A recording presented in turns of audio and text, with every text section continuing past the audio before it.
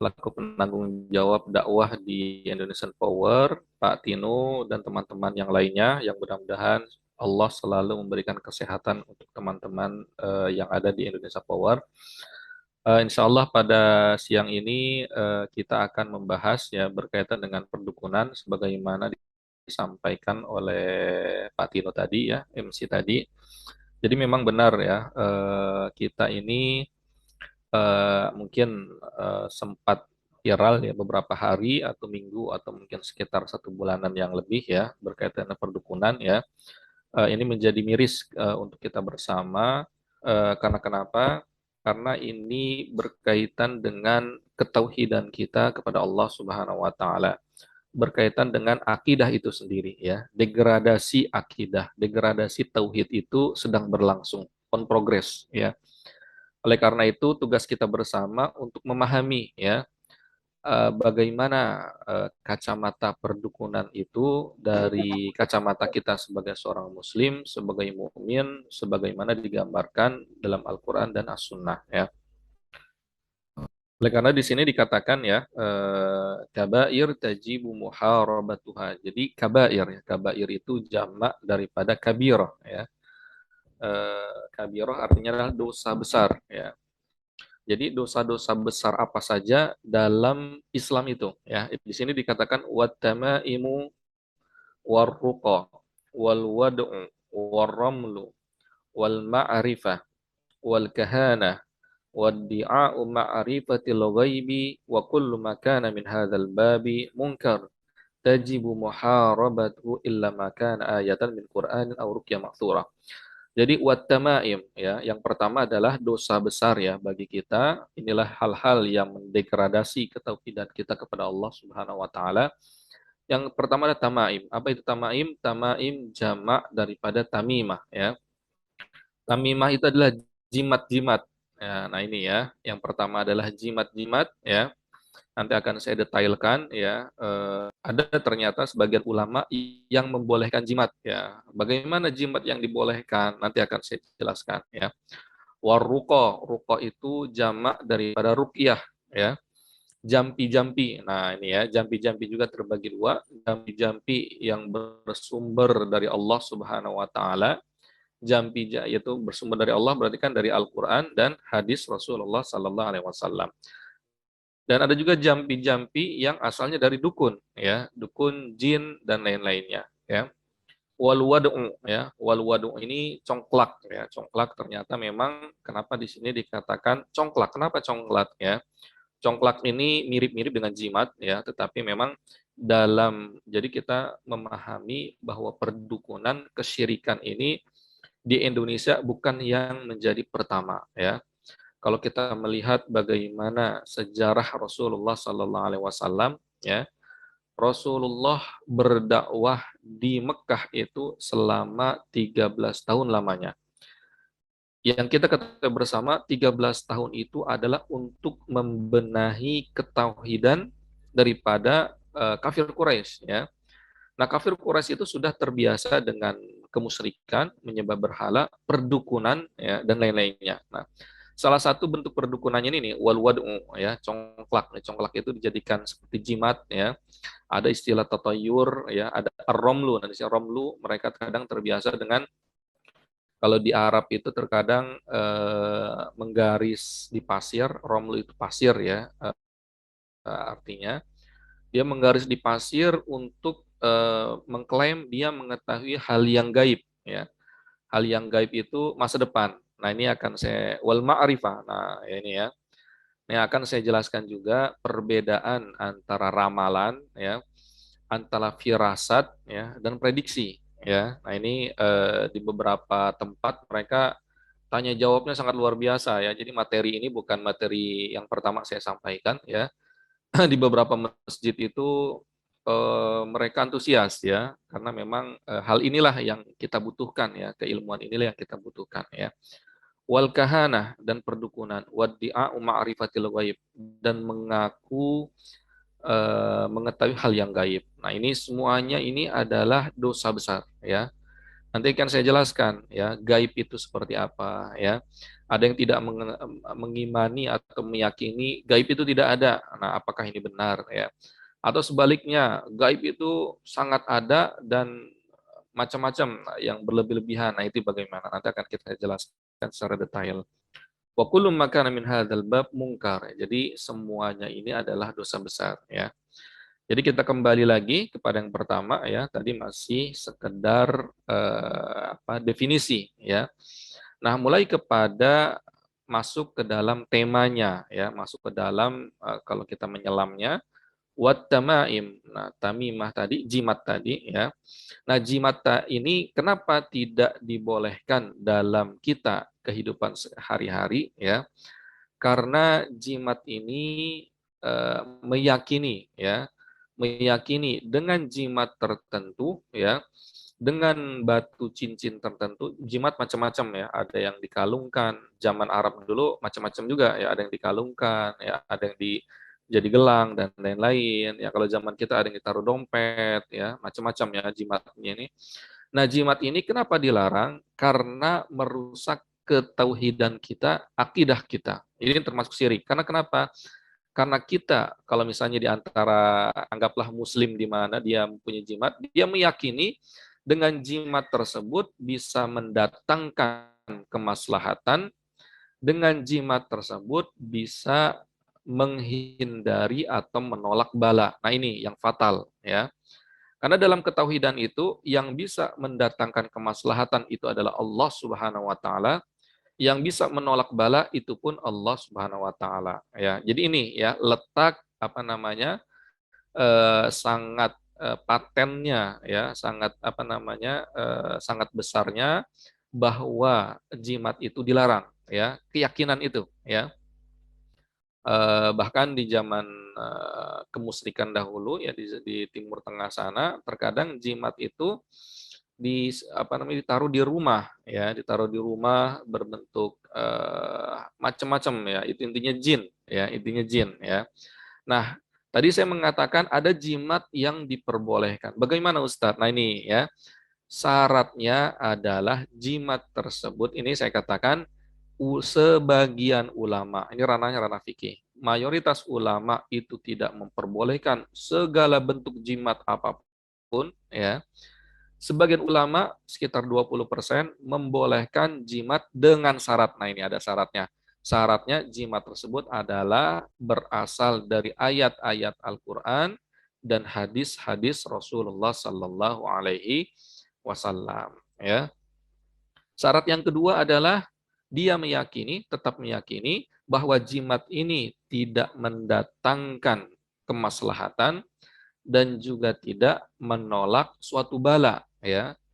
Dan dia tetap meyakini bahwa Allah lah yang mendatangkan kemaslahatan, Allah lah yang menolak bala. Adapun jimat yang tulisannya Al-Qur'an ini hanya wasilah sedia saja sebagai sugesti. Nah, itu tidak apa-apa ya. Kata siapa? 20% dari ulama ya. Tapi saya pribadi menguatkan pendapat mayoritas ulama 80% tadi ya. Itu tidak boleh walaupun itu dari ayat-ayat Al-Qur'an. Kenapa?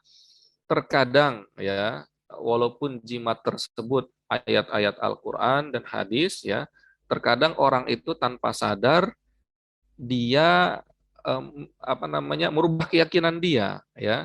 Nih gara-gara jimat ini nih saya jadi sukses. Nih gara-gara jimat ini nih saya tadi selamat ya. Nah, seperti itu yang dikhawatirkan ya. Kalau tidak seperti itu makanya lebih kepada kehati-hatian ya. Intinya adalah keyakinan tadi ya. Intinya kepada keyakinan. Nah, ini berkaitan dengan jimat itu sendiri. Jadi bagaimana kita membentengi diri kita, keluarga kita ya, berkaitan dengan ketauhidan ini bahwa Allah lah yang memberikan kemaslahatan dan Allah jugalah yang menolak bala. Tidak ada satupun manusia ya, makhluk di dunia ini ketika Allah menginginkan keselamatan bagi kita, tidak ada satupun yang dapat memadaratkan kita, memberikan bahaya ya. Siapapun dia, siapapun makhluk dia, ketika Allah ingin menyelamatkan kita, tidak ada yang dapat membahayakan kita. Itu harus kita yakini. Begitu juga sebaliknya, ketika Allah menginginkan madarat atau bahaya kepada orang tertentu, tidak ada yang dapat menyelamatkan siapapun dia makhluknya. Ya, ini adalah konsep dasar daripada akidah kita. Nah, masuk kepada poin yang kedua adalah waruko. Ruko itu adalah jamak daripada ruqyah. Ya, nah ruqyah juga terbagi menjadi dua. Ya, ada yang asalnya dari Allah Subhanahu Wa Taala, ada yang asalnya dari jin. Ya, kalau tadi jimat itu sifatnya biasanya raja-raja. Ya, kalau barusan tadi saya dia dalam di masjid tertentu saya mengisi kajian tauhid ya, dan seorang bapak ternyata dia punya rumah ternyata dia manggil orang pintar sebelum kenal dengan saya. Ustadz, saya sebelum pengajian dengan Ustadz, saya mengisi tauhid ya. Saya rumah saya itu dijadikan kos-kosan ya. Setelah dijadikan kos-kosan ada serangan mungkin santet, jin dan lain-lain.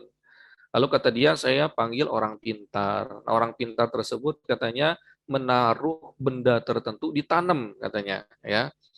Kata saya ketika ditanya, ini udah gak bener nih, apa yang ditanam? Coba diambil, kata saya.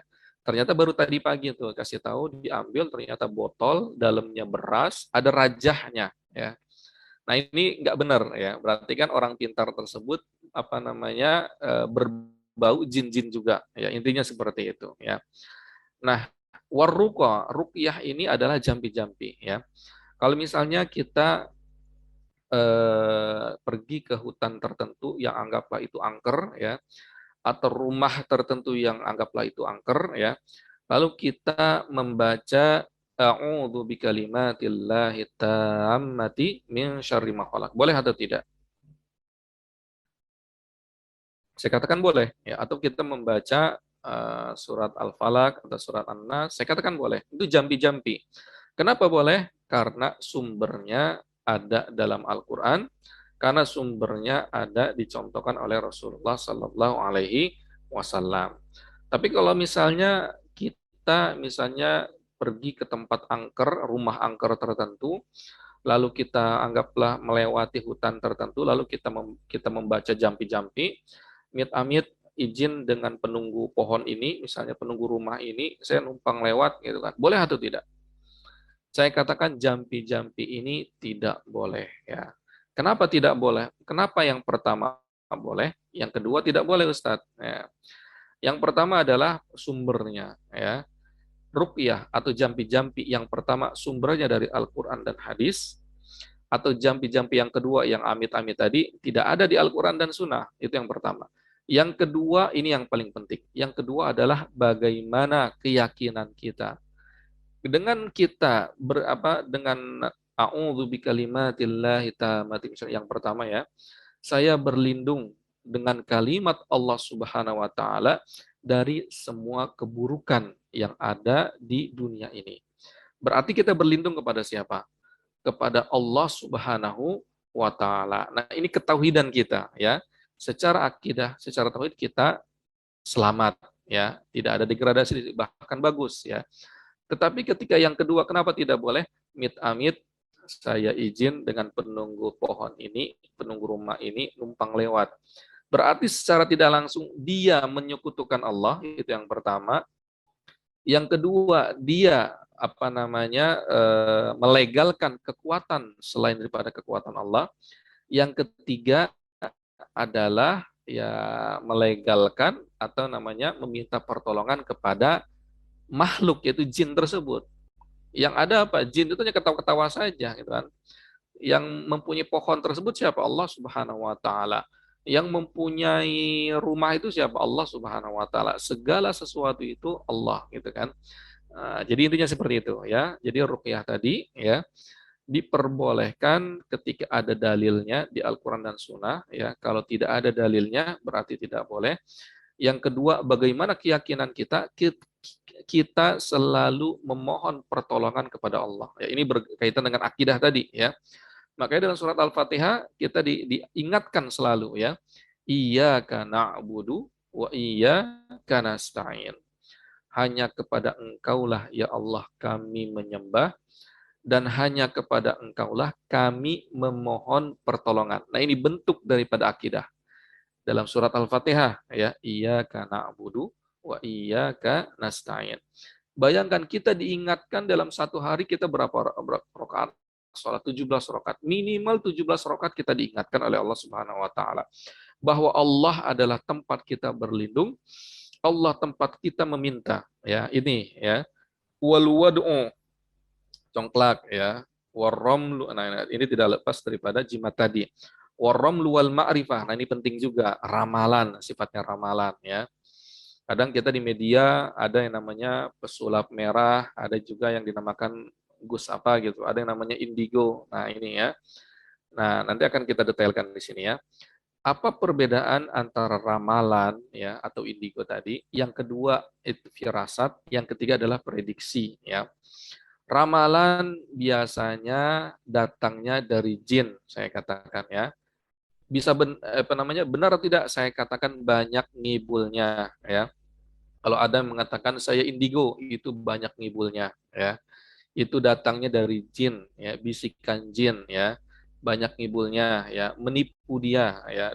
Saya bisa meramal kamu nanti ke depan mendapatkan ini dan itu. Saya katakan itu banyak ngibulnya. Kalau misalnya anggaplah benar, itu hanya kebetulan saja ya. Kalau saya mengatakan misalnya Pak Tino nanti suatu ketika saat nanti akan pergi umroh ya. Ya saya asal-asalan saja gitu kan. Nah, ketika suatu saat nanti Pak Tino umroh ya berarti kebetulan saja ya. Nah, itulah ramalan atau indigo tadi, bahasa indigo. Kalau di televisi kadang kan dengan bahasanya dia kalem dan lain-lain, seakan-akan dia mengetahui ramalan, hal yang gaib, itu semuanya ngibul ya. Kalau datangnya dari jin, jin nipu dia intinya, dimainkan dia oleh jin ya. Nah, yang kedua apa sifatnya dengan firasat ya. Firasat ini mengetahui hal yang akan datang juga atau suatu yang apa namanya tidak diketahui oleh orang lain. Contoh kecil ya. Suatu ketika Utsman bin Affan mengetahui bahwa si fulan ini yang di hadapan dia baru melakukan kemaksiatan ini dan itu ya. Yang jadi pertanyaan, Utsman bin Affan mengetahui hal tersebut dari siapa? Zaman dahulu tidak ada WA, tidak ada Facebook, Instagram, internet yang berita itu langsung dalam hitungan detik ya. Berarti kan dari siapa? Itu yang dinamakan firasat ya. Firasat as-sadiqah. Firasat itu cenderung jatuh kepada orang-orang yang dekat kepada Allah Subhanahu wa taala, orang-orang yang saleh kepada Allah Subhanahu wa taala, orang yang beribadah taat kepada Allah Subhanahu wa taala. Nah, bisa dipesan atau tidak? Saya katakan tidak bisa. Terkadang datang begitu saja ya. Jadi kalau di antara teman-teman ada yang ternyata saya punya firasat, kita misalnya ada yang mengaku dia bisa ada saya punya firasat feeling gitu kan. Seperti ini. Kita lihat bagaimana kesehariannya, dia sholat subuh 5 waktu di masjid, dia sholat tahajud, puasa Senin Kamis, saksikanlah itu datangnya dari Allah Subhanahu wa taala ya. Jadi firasat ini dalam hadis yang lain dikatakan 1/40 daripada kenabian itu sendiri ya. Bahkan Umar bin Khattab ketika misalnya ada pasukan yang sedang berperang ya, Umar bin Khattab di Madinah, apa kata Umar bin Khattab? Ya sariyah al-jabal ya. Hai pasukan mundur ke belakang, mundur ke belakang. Padahal pasukannya itu anggaplah kita di Jakarta ya, pasukan itu ada di Sumatera ya. Sangat jauh, tidak ada internet dan lain-lain. Nah, ini dinamakan firasat atau kekuatan yang datangnya dari Allah Subhanahu wa taala ya.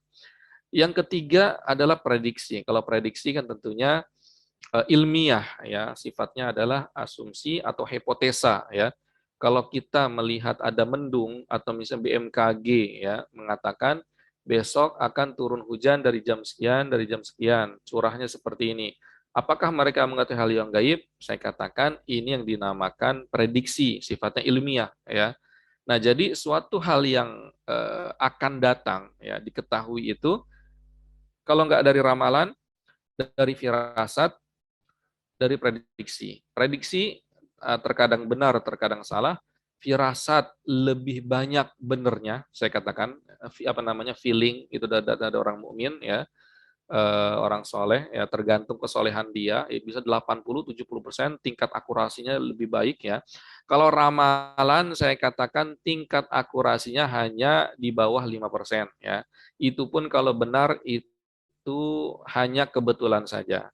Nah, ingin saya gariskan lagi ya, kok Ustadz para peramal di zaman sebelum diutusnya Rasulullah SAW kok benar-benar akurasinya bisa sampai 100% ya. Coba kita lihat. Di zaman Nabi Musa alaihissalam, siapa yang memberi kabar kepada Fir'aun bahwa yang akan menjatuhkan singgasana daripada Fir'aun adalah anak laki-laki yang lahir dari Bani Israel. Itu Nabi Musa, ya kan? Yang memberitahu itu ada itu, dukunnya Firaun, peramalnya Firaun. Kan benar ya, ternyata benar. Memang Nabi Musa itulah yang menjatuhkan singgasana Firaun. Berarti kan akurasi daripada peramal dukunnya Firaun ini 90 sampai 100%. Kok bisa begitu, Ustaz? Nah, ini perbedaan jawabannya. Jawabannya adalah sebelum diutusnya Rasulullah Sallallahu Alaihi Wasallam, pintu langit itu masih terbuka lebar, ya, para jin, para setan, dia lalu lalang ke langit untuk mencuri berita, ya. Apa yang terjadi besok, apa yang terjadi 2 hari lagi itu di langit itu sudah ada omongan, obrolan ya antara malaikat dan lain-lain ya. Nah, itu saya katakan kapan sebelum diutusnya Rasulullah Sallallahu Alaihi Wasallam. Tetapi setelah Nabi Muhammad atau Rasulullah lahir ya dan bahkan menjadi nabi, itu pintu langit semuanya ditutup ya oleh Allah Subhanahu wa taala ya. Ketika jin dan setan biasa nongkrong-nongkrong di langit tidak bisa lagi ya. Jadi mereka tidak bisa mencuri berita lagi ya. Karena perdukunan sudah ada sejak sebelum diutusnya Rasulullah. Jadi mereka jin-jin dan setan ini kehilangan pekerjaan, itu istilahnya seperti itu ya. Nah, untuk mempertahankannya itu dia tetap memberikan kabar ke dukun mereka, klien mereka, anggaplah klien mereka di bumi itu para dukun, peramal, dicampur dengan kibul-kibulan ya, mereka ngibul gitu kan, banyak ngibul, dikibul-kibulin padahal mereka nggak dengar apa-apa gitu di langit gitu kan. Itu kapan? Setelah diutusnya Rasulullah Sallallahu Alaihi Wasallam. Jadi itulah yang membedakan. Setelah diutusnya Rasulullah sampai sekarang, dukun-dukun peramal tidak ada yang dapat mengetahui hal yang depan, ramal itu hanya ngibul saja. Tingkat akurasinya 5% ke bawah. Kalau benar ya, berarti kan itu hanya kebetulan saja ya. Berbeda dengan firasat. Firasat itu untuk orang-orang mukmin yang akurasinya bisa 80 sampai 90%. Kalau prediksi ya antara 60 sampai 80% karena sifatnya ilmiah ya. Nah itu ya, wal ma'rifah wal ma'rif wa kahana wad di'a'u ma'rifatul ghaib. Nah ini ya.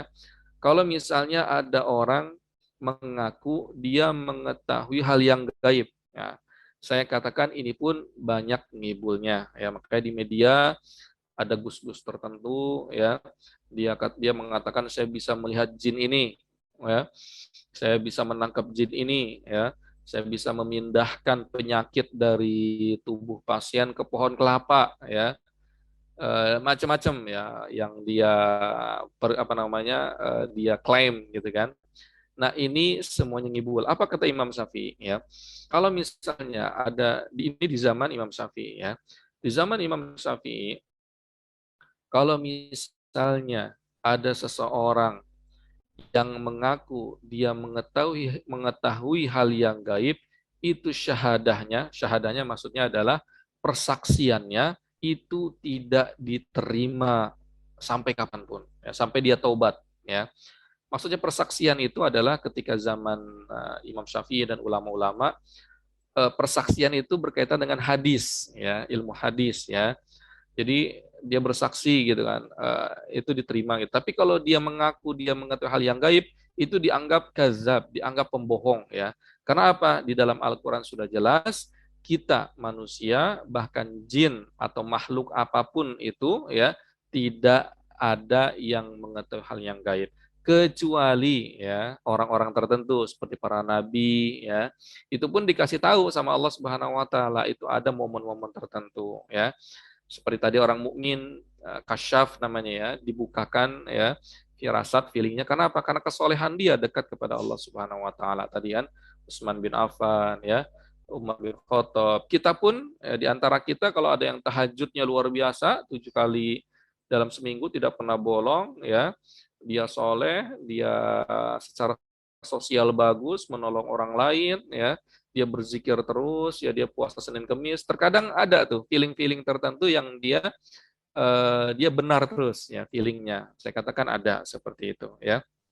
Wa kullu makana min hadzal bab munkar tajibu muharabu. Jadi semuanya ini itu tidak boleh. Nah, bagaimana solusinya? Apa titik penyakitnya daripada sosial masyarakat kita ya? Tentunya ini berhubungan dengan fenomena di akhir-akhir ini ya.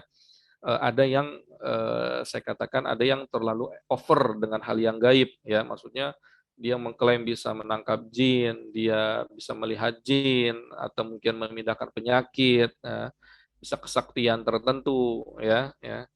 Jadi semuanya ngibul ya. Jadi kesaktian itu ya tidak ada yang namanya mukjizat ya, karomah, maunah ya.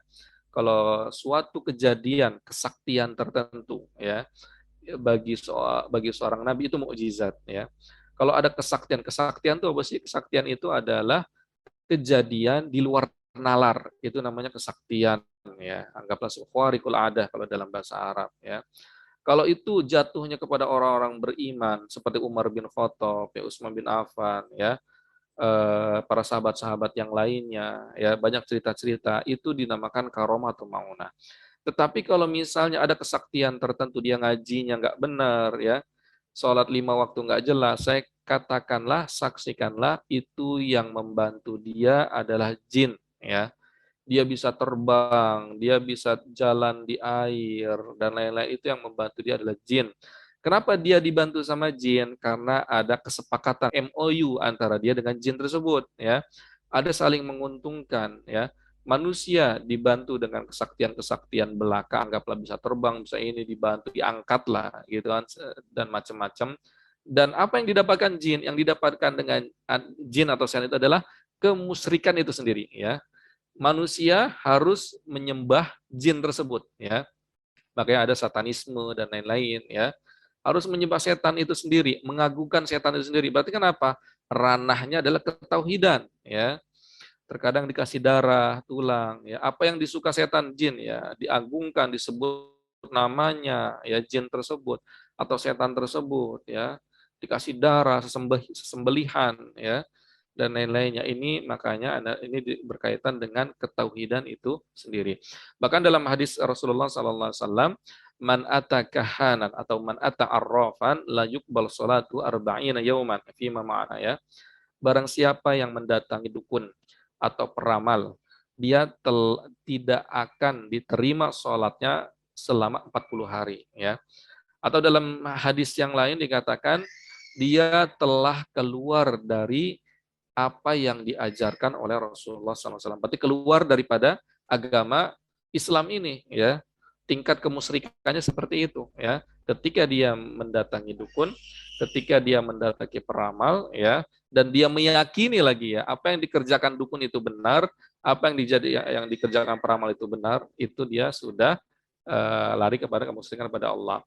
Makanya kita miris di media, terkadang ada perkumpulan asosiasi dukun ya, melegalkan apa yang dia lakukan ya, dengan berbagai macam medsos yang ada ya. Kata ini ahli kebal, ini ahli ramalan, ini ahli membangkitkan orang hidup. Nah, ini kan lucu-lucuan ya. Mendingan jadi pelawak sekalian gitu ya, menjadi pelawak ya, jelas gitu kan. Terkadang agama dia dipanggil ustadz, gus dan lain-lain, tetapi prakteknya adalah raja, dukun dan lain-lain. Yang kita takutkan adalah mungkin bagaimana generasi anak muda kita, para remaja, yang mereka belum mempunyai filter dalam pemikiran. Nah ini ya teman-teman yang anaknya sudah SMP atau SMA, mungkin ini bahaya ya. Ketika dia melihat TikTok ya, YouTube ya, dia akan belum punya filter, terkadang masuk ke dalam mindset dia ya. Kalau sudah dewasa mungkin sudah ada filter dalam berpikir tersebut. Nah, ini apa namanya titik daripada apa namanya penyakit sosial masyarakat di kita di Indonesia ini adalah berkaitan dengan al-iman bil qadar ya, khairihi wa syarrihi ya. Nah, keimanan itu ada berapa? Ada 6 ya. Rukun iman kepada Allah. Iman itu apa sih? Keyakinan ya.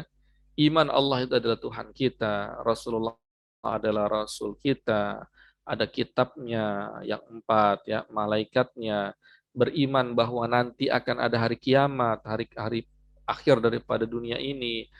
Terkadang yang sering dilupakan adalah poin ke-6 ini. Keimanan bil qada wal qadar, keyakinan ya bahwa ketetapan Allah Subhanahu wa taala itu berbentuk qada dan berbentuk qadar. Ya, apa itu qada? Apa itu qadar, Ustaz? Qada itu adalah ketetapan Allah Subhanahu wa taala yang sudah ditetapkan di Lauhil Mahfuz ya. Jadi nasib saya, nasib teman-teman itu sudah ada di Lauhil Mahfuz ya. Kita berdoa mudah-mudahan kita yang hadir di sini diberikan husnul khatimah oleh Allah Subhanahu wa taala ya. Jadi sudah ada di Lauhul Mahfuz si fulan menikahnya dengan si ini ya. Si fulan nanti umur sekian pergi ke sini ya. Si fulan akan mendapat itu sudah ada di Lauhul Mahfuz. Itu dinamakan qada ya. Nah, ketika sudah terjadi dinamakan qadar. Misalnya saya menikah ya ketika di Palestina sana, contohnya seperti itu ya. Sudah terjadi. Nah, itu sudah takdir ya. Saya menikah, setelah itu saya bawa dia ke Indonesia dan saya punya anak 2. Nah, itu sudah terjadi, berarti kan itu takdir ya. Nah, kita harus meyakini semuanya itu adalah ketetapan Allah Subhanahu wa taala ya. Jadi terkadang manusia maunya instan ya. Karena dia mungkin jarang mengaji Al-Qur'an, tidak mendengarkan kajian dari para ustadz ya. Jadi setan yang membisikkan dia, ketika dia punya masalah, dia pengen instan ya. Ketika dia punya penyakit, dia pengen instan. Tolong sembuhkan dong gitu kan. Dipindahkan penyakit dari tubuhnya ke pohon kelapa gitu kan. Ke kerbau, ke ayam. Nah, ini kan ngibul-ngibulan saja. Jadi bagaimana keimanan kita? Ya kalau sakit kita berdoa kepada Allah, ya kita ikhtiar pergi ke mana? Ke dokter ya. Kalau kita punya masalah, ya kita berikhtiar, kita berdoa, lalu kita cari problem solvingnya. Nah ini ya, bagaimana keimanan kita dengan qada wal qadar. Saya katakan beruntunglah kita sebagai seorang muslim ya, kita punya konsep ini ya. Non muslim saya katakan konsep ini kalau misalnya agama ahlul kitab mungkin ada ya, tapi sekarang sudah ahlul kitab itu sudah mungkin sudah semi tidak ada ya. Bayangkan di Eropa, di negeri-negeri di negara-negara barat, di Jepang, ketika mereka stres ya, mereka punya masalah tertentu, mereka sangat terpukul sangat luar biasa ya. Makanya banyak yang dinamakan bunuh diri ya di Swedia, di Jepang, punya masalah dikit, stres, bunuh diri, selesai urusan ya. Mereka pengen cepat-cepat menyelesaikan dari permasalahan tersebut. Kalau kita dalam Islam, kita diarahkan segala permasalahan yang ada itu sudah ketetapan daripada Allah, itu adalah bentuk ujian untuk kita ya. Ya, untuk menaikkan derajat kita. Dengan itu kita jadi tenang lagi ya. Jadi beruntunglah kita sebagai seorang muslim, kita punya konsep ini. Ini konsep yang sangat dasar. Ini yang dicari-cari oleh, makanya orang-orang barat itu masuk Islam, ya ketika mereka mengetahui konsep ini, ya mereka healing ya dengan yoga dan lain-lain. Padahal kita dalam Islam ini kita punya konsepnya. Contoh kecil, kita punya begitu besar masalah kita, ketika kita sholat khusyuk, anggaplah sholat apapun, ketika kita membaca takbiratul ihram, Allahu Akbar. Apa itu Allah Akbar? Baru Allah maha besar ya.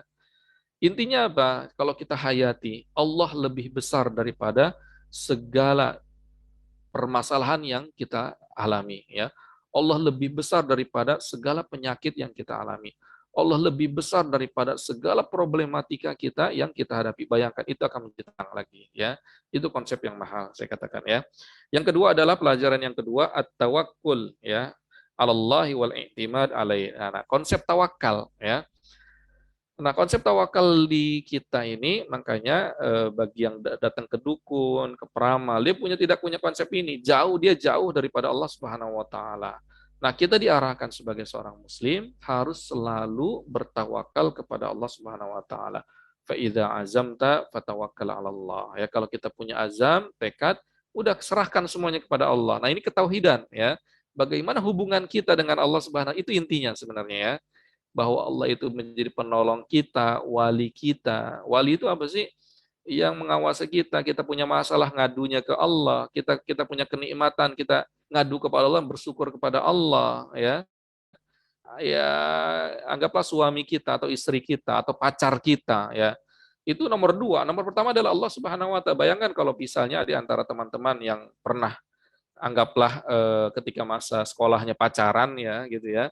Apapun diceritakan kepada pacarnya ya. Bagaimana kita melakukan hal itu kepada Allah Subhanahu wa Ta'ala ya. Jadi konsep tawakal ini, inilah yang sangat luar biasa ya.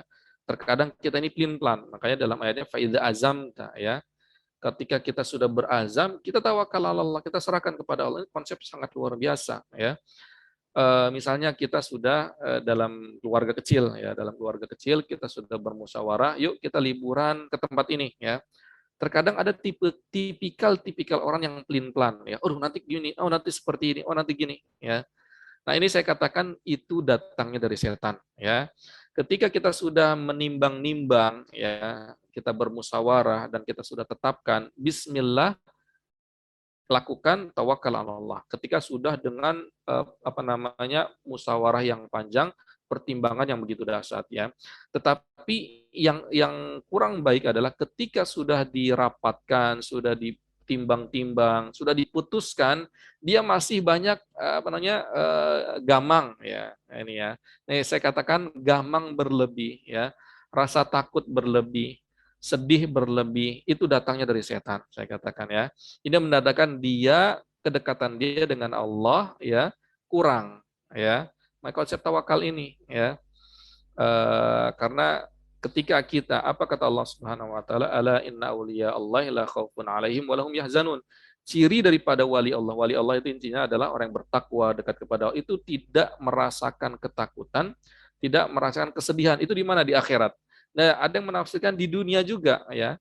Mungkin dia sedih tapi tidak sampai terlarut ya. Dia takut tapi tidak berlarut. Karena kenapa? Kesedihan dia bisa menjadi tenang ketika disandarkan kepada Allah.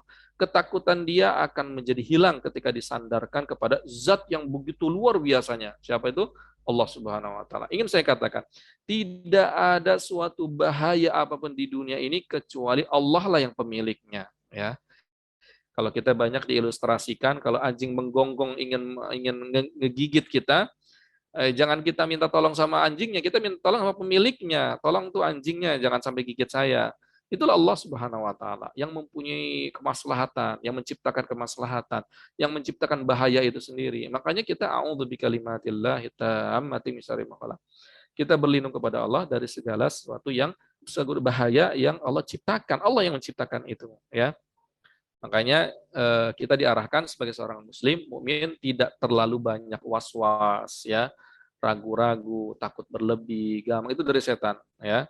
Saya katakan kalau kita mendatangi atau mendapatkan suatu momen kita was-was atau kita takut berlebih, kita langsung bertaudzada, beristiadzah. A'udzubillahi minasyaitonirrajim. Bismillahirrahmanirrahim. Kita beristighfar, itu akan hilang ya, karena itu setan itu. Contoh kecil, pernahkah teman-teman ketika sholat lupa jumlah rakaatnya? Duh, ini 2 rakaat lagi atau 3 rakaat lagi ya. Saya katakan sering ya, pernah lah, saya juga pernah ya. Tetapi ternyata itu apa? Ilmunya bagaimana? Itu datangnya dari setan, saya katakan ya. Ini 2 rakaat lagi, 1 rakaat lagi. Makanya para ulama mengatakan kalau kita menghadapi hal seperti itu, kita pilih rakaat yang paling sedikit. Ini 2 rakaat lagi atau 1 rakaat lagi ya? Kita pilih 1 rakaat lagi, udah gitu kan. Nah, jangan dipikirkan yang 2 rakaat lagi ya. Itu cirinya. Nanti tinggal sujud sahwi ya. Nah, terkadang kita dipermainkan benak kita, mindset kita, pikiran bawah sadar kita oleh bisikan setan. Enggak, ini 2 lagi, oh ini 1 lagi. Ujungnya kita berpikir dalam salat itu ya 2 1 itu. Itu saya katakan setan ya. Itu contoh kecil. Nah, jadi memang itulah potensi buruk kita ya. Halua, berkeluh kesah ya, sering galau ya, dan lain-lain. Makanya inilah Allah mengajarkan kepada kita dalam surat Al-Fatihah, iyyaka na'budu wa iyyaka nasta'in. tabiat asli kita itu galau, sering ragu, sering takut, sering sedih. Tapi bagaimana caranya? Dengan dekat kepada Allah, dengan ketauhidan tadi, kita meminimalisir rasa takut kita, rasa sedih kita, rasa galau kita, rasa ragu kita. Ya, sekarang sudah jam berapa ini? Jam 13.10 ya, sudah 40 menit ya. Saya sudahi ya, padahal masih ada beberapa lagi. Nah, mungkin ini sudah bisa mewakili berkaitan bagaimana kita membendung ketauhidan kita, akidah kita dari segala bentuk apa namanya poin-poin yang bisa mendegradasi akidah kita, perdukunan, ramalan, ya, rasa takut, jin dan lain-lainnya. Itu mungkin kalau ada tanya jawab, ahlan wa sahlan.